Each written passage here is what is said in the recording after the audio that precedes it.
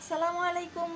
কেমন আছেন আপনারা সবাই? আশা করছি আল্লাহর রহমতে সবাই ভালো আছেন। এই যে দেখুন, চা খাবে আপনাদের ভাইয়া, গ্যাস নাই, চা এখন থাক চার জায়গায়। এখন আমি এই যে মাংস বসিয়ে দেব, মানে মাখায় চাখায় রাখবো। গ্যাস যখন আসবে তখন দেখা যাক কি হয়। এই যে দেখুন, চুলা জ্বালাচ্ছি। এই যে দেখুন নাই, এই যে আছে, আবার চলে যাবে, আবার চলে যাবে। দেখেন আপনারা দেখুন, এই যে চলে যাচ্ছে। আচ্ছা যাক, কি হয় হোক, আমি মাখিয়ে চাখিয়ে বসায় রাখি, পরেরটা পরে দেখা যাবে, আল্লাহ ভরসা।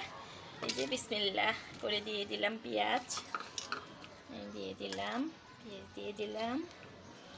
এখন দিয়ে দিব আদা বাটা। আজ শুক্রবার, শনিবার তো সবাই জানেন, যারা ঢাকা শহরে বাস করেন গ্যাসের সমস্যা হয়। এই হচ্ছে আমাদের জীবন। এই যে আদা দিয়ে দিলাম, এখন রসুন দিয়ে দিব।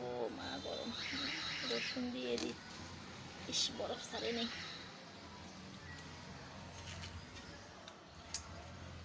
দিয়ে দিলাম রসুন বাটা। এখন এই যে দালচিনি, এলাচি, লবঙ্গ, যা যা, তেজপাতা যা যা লাগে দিয়ে দিলাম। এখন দিব হলুদ গুঁড়ো, এখন দিব জিরা গুঁড়ো,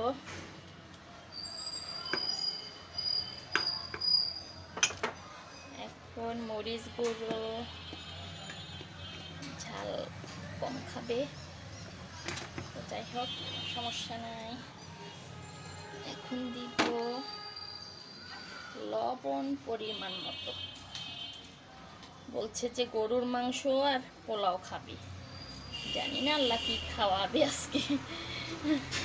গত শুক্রবার একদিন তো একদম 3টা পর্যন্ত গ্যাস ছিল না। বিসমিল্লাহির রহমানির রহিম। এই যে তেল দিয়ে দিলাম,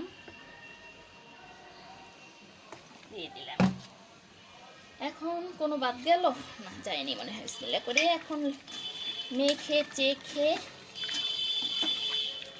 রেখে দিব, যখন গ্যাস আসবে তখন চুলা জ্বালিয়ে দিব। পোলাও খেতে চাইছে, পোলাও খাওয়ার দরকার নেই, মাংস হয়ে গেলে ভাত বসিয়ে দিব, বাস সাদা ভাত দিয়ে মাংস খাবে। যখন যেমন তখন তেমনই চলতে হয়, কিছু করার নেই, আল্লাহ ভরসা।